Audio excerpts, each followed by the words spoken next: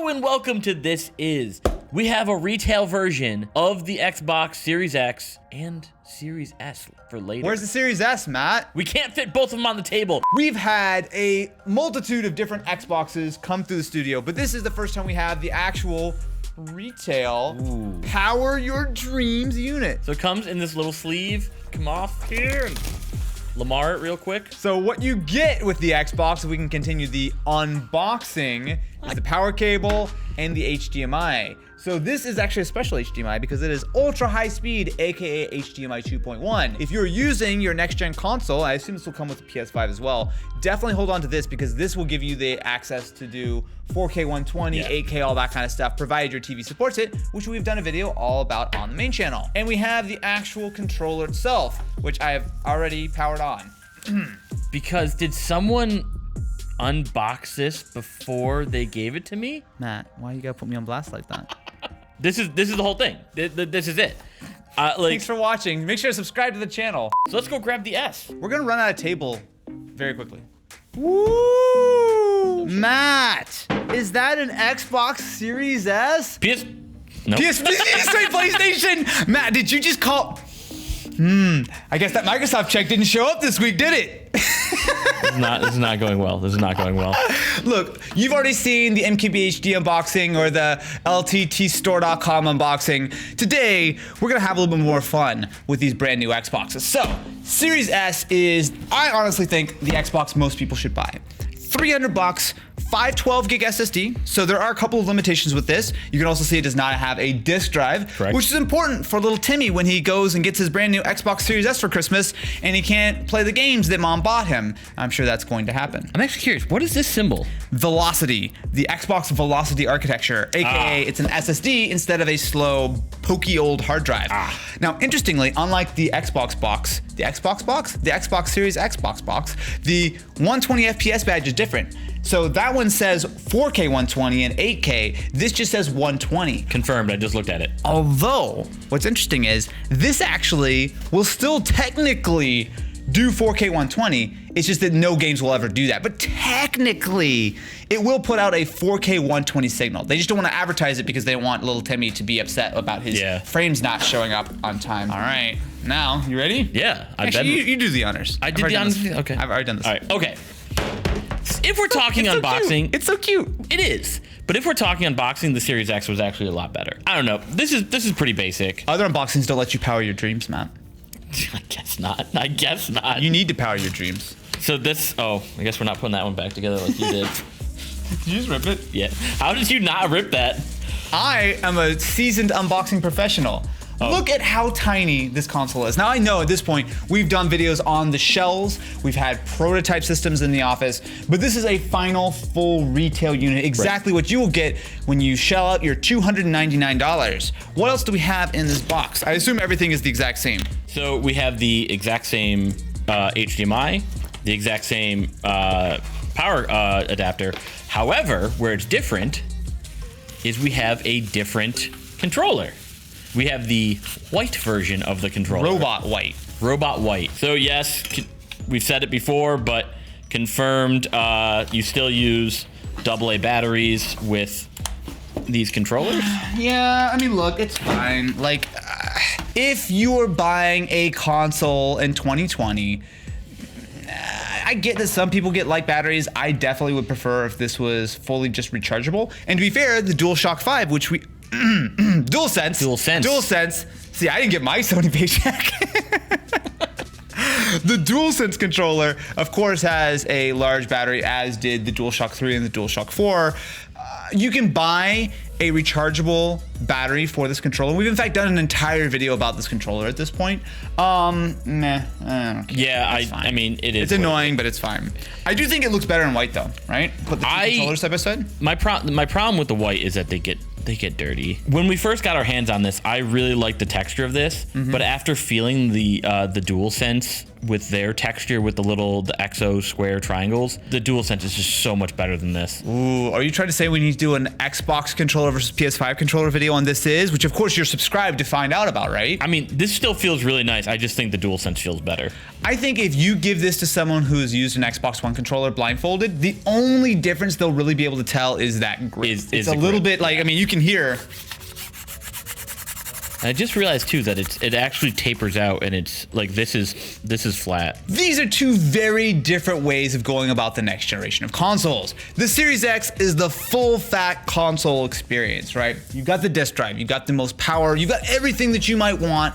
The games are gonna look best, blah, blah, blah, right? That is the best console, no doubt. But $500, while I don't think is particularly crazy, in fact, I actually did the math a little while ago, and this generation of consoles is actually among the cheapest. So the Series X is, when you adjust for inflation, cheaper than the Xbox One was last generation. Right. This is significantly cheaper than Xbox One or PS4 or anything like that. When you look at the Series S, there are a couple of things that really jump out to me. Now, you can definitely make the argument that at $100 more, that PS5 all digital looks awfully compelling, and I will 100% agree. But if you're looking to just dabble with the next generation of consoles, if you just want to get your sort of toe in the water, this will play all of the same games from the Series X. This will still play all those Xbox One games and 360 and original games, provided you have them digitally, right? So if you have something like Xbox Game Pass, you'll have a pretty decent selection of games. This thing I think makes so much sense, especially if you get it with their whatever their financing deal is. Game Pass All Access. All Access, which yes. is what, $25 a month. So you pay $25 a month. You get not only a Series S, but you also get Xbox Live Gold, the full Xbox Game Pass Ultimate thing for 2 years. And at the end of it, you have your console. Right. So it is a 2-year commitment. Just keep that in mind. But it's still cheaper than if you were to buy them separately, Right. right? I think if you do something like that for the Series S, it's gonna make a lot of sense. But I will give you a little bit of a hot take. And it's not a hot take, it's a lukewarm take. Everyone at launch is going to buy the Series X and PS5. If you were someone who's spent years waiting for the next generation of consoles, you're going to go for the big chungus edition. The day one adopters are going to go the best that they can go. That's very clear. And I don't think there's going to be quite as much fragmentation with the PS5 because it is the same exact console. You can't get the digital edition. It's sold out like immediately. Yeah, right. I think this is going to do much better long term. I agree with that. I think you're going to find these sort of on Black Friday deals. Excuse me. That was a really big wind up for a little. I thought it was going to be big, but then it wasn't. I find that all the time. Sometimes it feels like it's going to be big and it's not. And then you're just like the 5th penis joke he's made in the last like penis 3 episodes. Wow. Way to have a dirty mind, Matt. I think when you look at how the Series S is going to perform long term, there are a lot more people who are just going to pick this up as like they want to get into that next generation of consoles. And I think there's a lot of people, if you are so fortunate to be able to afford both of them, buy the Series S and buy a PS5, right? You're gonna get the best of all worlds. You get all of the same games. And this is an unboxing embargo, right? So we can talk about the consoles. We can't actually fire up the final retail units. But if you've watched any of our content across This Is in the main channel, you'll know that we have covered the Xbox very extensively at this point. And so while there are still some surprises, and stay tuned, there are more videos that are sort of the final conclusions and comparisons and stuff. I think at this point, the die is fairly well cast on what these new Xboxes look like, right?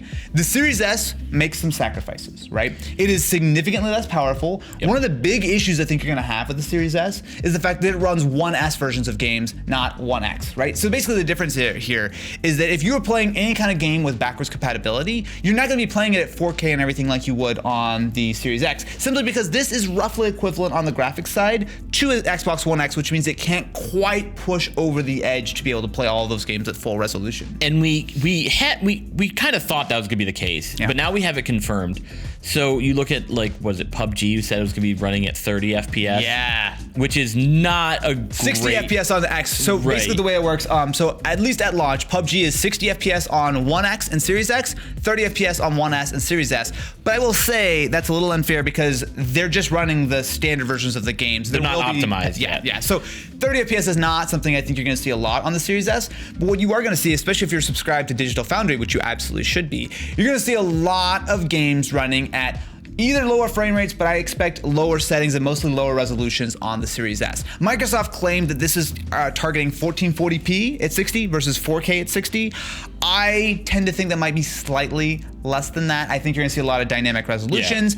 But that being said, I think unless you have them side by side, you're probably not gonna notice a major difference, right? For most people, you're sitting down playing a game, yeah, it might not be quite as sharp and clear, and especially if you're losing frame rate options, but a lot of the games we've seen so far still have 120 FPS support here. A lot of those games, while yes, the graphics settings might be turned down a little bit, as far as I'm concerned, I'll take 1080p at 120 over 4K at 30 or 60 any day, right? I really like that really high level of fluidity. So I agree with everything that you say with the S. Did you just say you agree with everything I say, Matt? Yes, I do think that this is the one that most people should get. However, if you have the money, I do think you should go for the X, just because you're not compromising in any way. You're getting the full Xbox experience. I originally said the S is the one I was going to get. I did ultimately go for the X just to kind of cover my bases, be at the top level of performance from day one.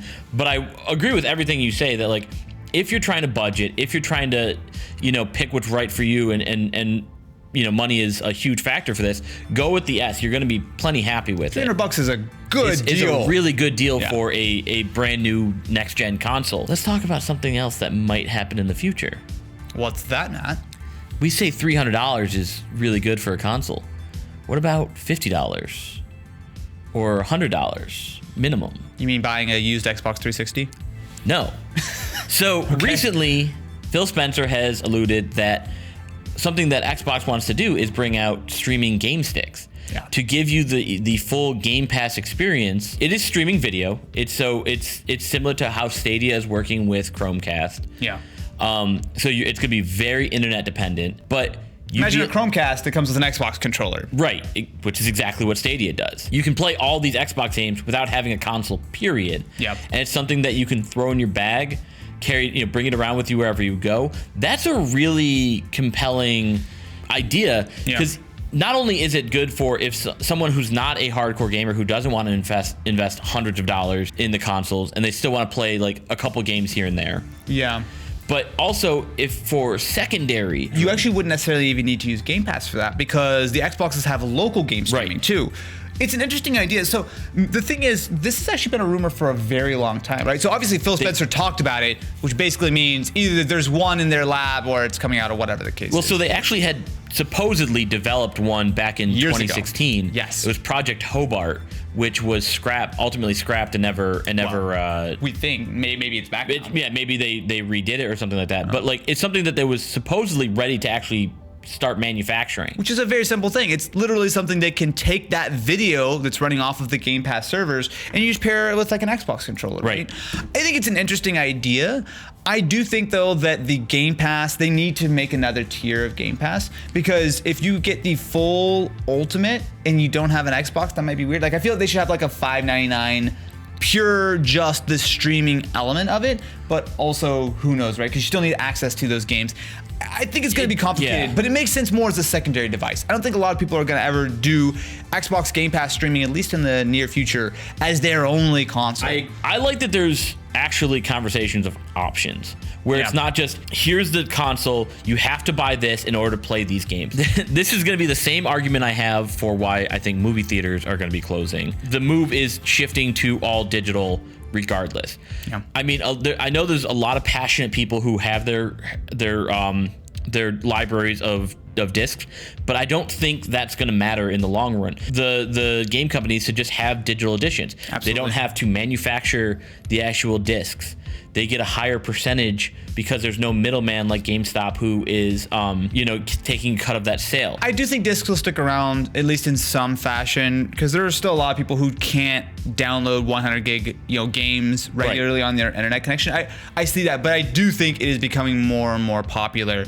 And the idea that there's a Series S, like I get with the PlayStation, they just lopped the disc drive off. But this is a digital only console from day one, right? When we looked at the Xbox SAT edition, the Xbox One was very much like, oh, this was just a disc drive that got removed and they knocked $50 off the price. Like, it wasn't that exciting.